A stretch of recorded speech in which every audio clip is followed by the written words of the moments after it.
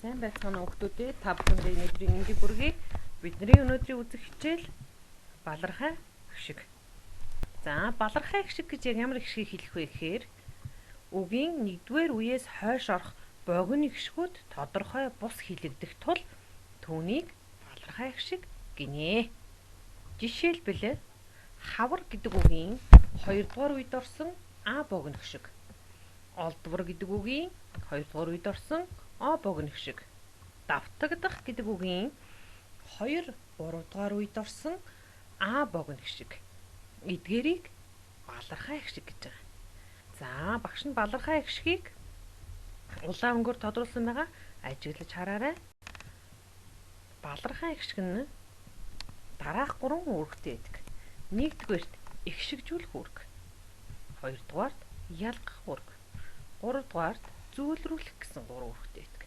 Бид нар өнөөдөр энэ 3 үүргээс ялгах үүргийн тухай үзнэ. За, ялгах үүрэг нь дараах 4 тохиолдол байдаг. Нэгдүгээрт нь хоолойн г авийг хэлний г авианаас ялгах гэж бичигддэг. Жишээ нь тарг, тарга, орг, орго, алг, алга. Ялгах хшгүүдийг багш нь улаан өнгөөр тодруулсан байгаа. Г буюу га gooтой үгийг уншихад өөр хилэгдэж байгааг анзаарч дахин хэлж үзээрэй. За, бүгдээ дахиад уншийе.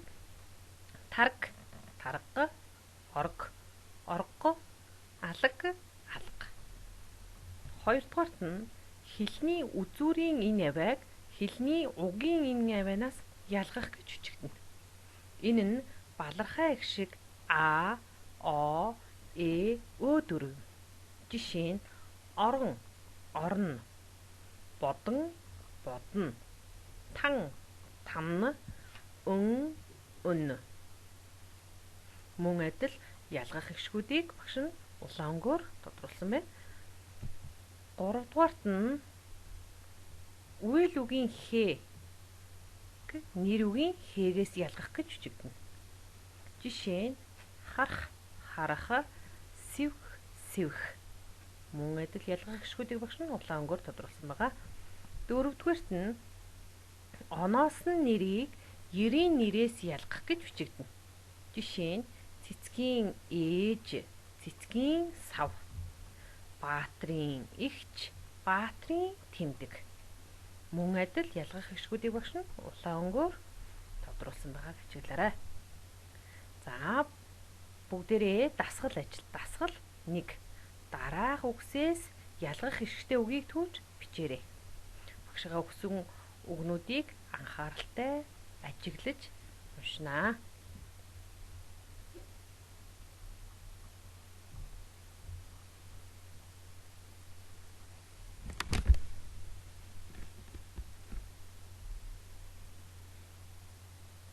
За, багшгаа хийсэн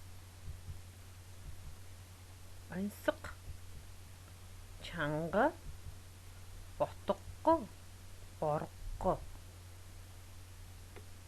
хурга, шинэ, цана, охтон, аврага, хавра, алга, торго, анна, ханна гэдэг үгнүүд ялгах хэрэгтэй үг байсан байна. Та нарыхтай таарч байна уу? За, бүгд тохирох үгийг сонгож өгүүлбэрийг гүйцээж бичээрэй. Малын твэрэг сайн оржээ гэдэг өгүүлбэр дээр тарг, тарга гэдэг 2 үгнээс сонгоно. Альвааг хийхэд ухаан хэрэгтэй гэдэг өгүүлбэр дээр арга, арг 2 үгнээс сонгоно.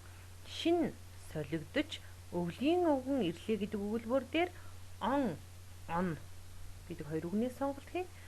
Ангийн сонирхолтой болжээ гэдэг өгүүлбэрт булан, булна гэдэг 2 үгнээс сонголт хийн.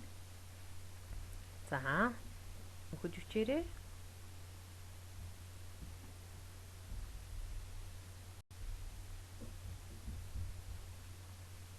За, багшийнхаа малын тарга, твэрэг сайн оржээ.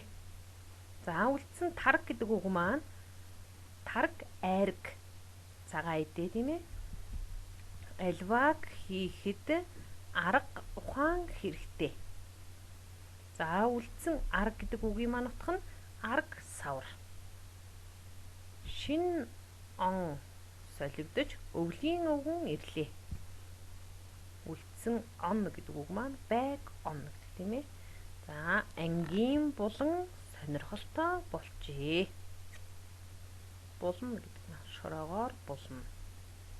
Өхийг булна гэдэг тийм ээ. За дараах ихээс ялгах хэрэгтэй үгийг их маань хааны шин хувцас их өгсөн байгаа. Өнөөдрийн хичээлдээ идэвхтэй оролцсон хүүхдүүдтэй маш их баярлалаа.